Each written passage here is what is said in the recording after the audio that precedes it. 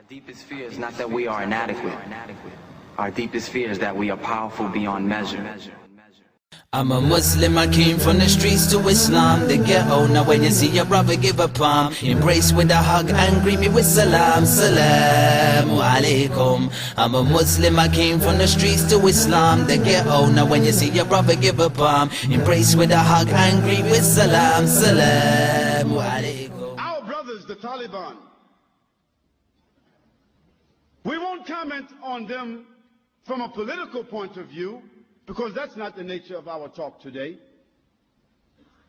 But let us comment on them for an accomplishment that they and only they were able to do in the modern world.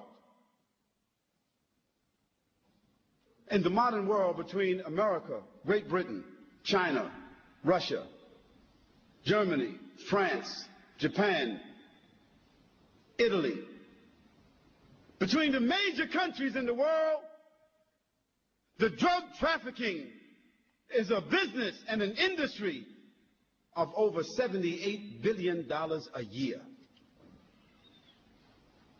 $78 billion a year.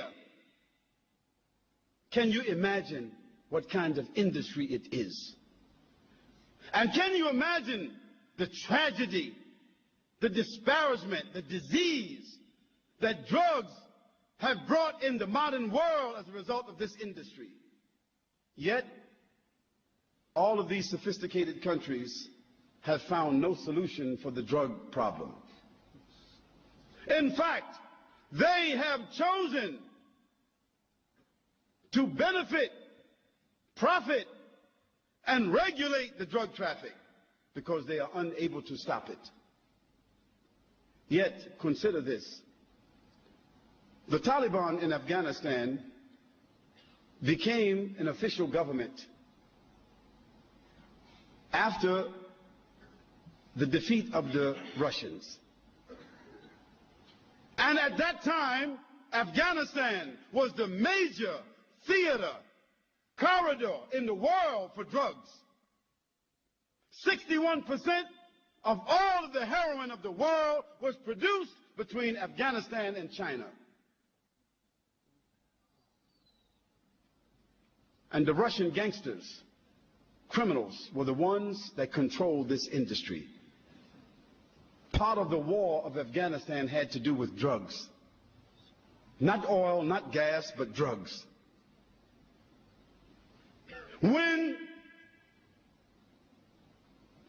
the government of Russia was defeated and pushed out of Afghanistan, Afghanistan became immersed in civil war. We know that, isn't it? Civil war. That civil war had two sides.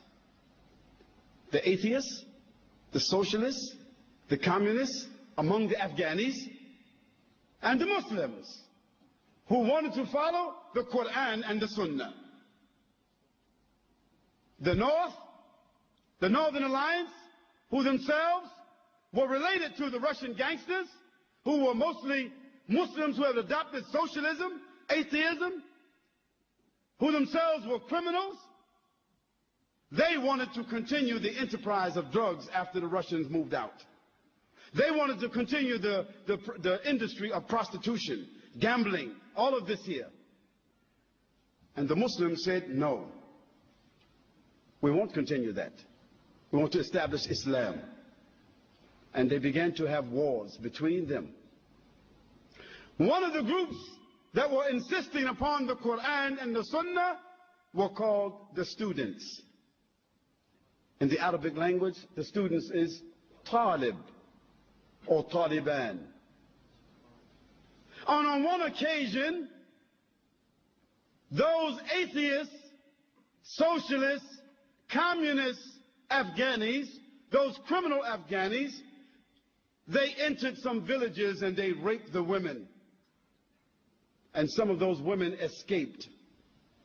And they ran to seek protection with those students. And those students, they sought to get a fatwa from their shuyukh.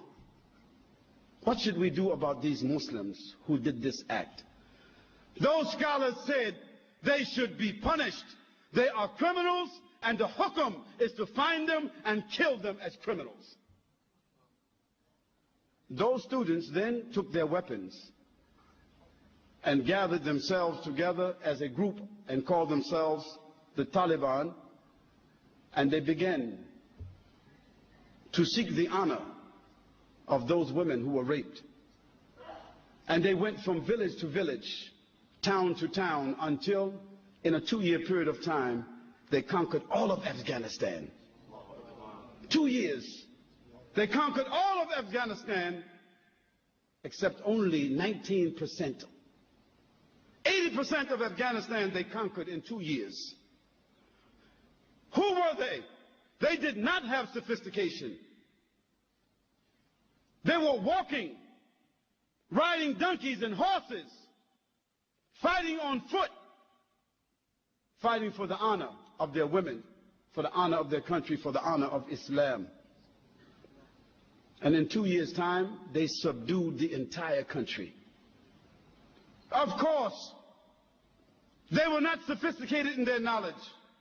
They did not have universities. They did not have institutions. Even in most of Afghanistan, there was not a standing hospital. But they established what they called the Islamic Emirate of Afghanistan. The only standing Islamic Emirate in the world at that time. Yes, they were ragtag. They were not sophisticated. But they had honor and love for Allah subhanahu wa ta'ala inside their hearts. And we don't know, as Muslims, we don't know any connection with the Taliban to September the 11th. Let's be clear about that. We don't know, we don't have any evidence or any proof that they had any connection to that, except that they would not give up their brother, Osama bin Laden. We don't make any comments about what happened because we don't know. But we don't indict people without evidence. And we certainly don't indict a country because someone is living there whom someone else feels is indicted. But let me get back to the issue. Afghanistan came under the rule of the Taliban, and they were faced with a challenge.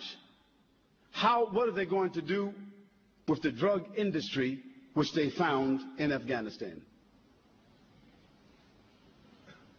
The Taliban made a decision. From a point of honor, from a point of morality, a point of dignity and decency, from a point of Sharia, they could not support and allow drug trafficking to exist in Afghanistan. So what did they do?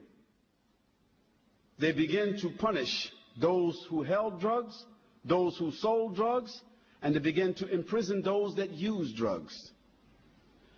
Then they gave an option to the farmers who were the growers of poppies in Afghanistan, the major crops for drugs, isn't it?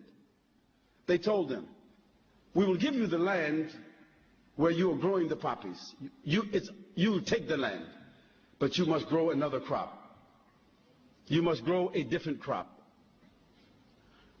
But if you don't grow another crop, then we will bury you on that land. That's the only option they gave them. In a year and a half after the fatwa came about this issue, a year and a half, the drug trafficking and the growing of drugs and the manufacturing of drugs in Afghanistan was 3%. How did an unsophisticated group of students, without government, without sophisticated institutions, how did they do this? How did they eliminate an industry which represented 61% of the source of drugs in the entire world? How did they do that? They did it from their iman. They did it because they were affected by the Quran. They did it because they were affected by the behavior of Muhammad sallallahu alaihi wasallam. And this is why I say, as an example, that Islam, and only Islam, has the properties by which to affect the human being's consciousness, to design and regulate his morals, and even to regulate governments, so that even governments themselves are forced to adhere to rules of decency and dignity. My heart was once dark, but the heart was a spark that guided me to the light. And I hope that one day, inshallah, that one day, under Islam will unite. And we'll say, La ilaha illallah, Muhammadan Rasulullah.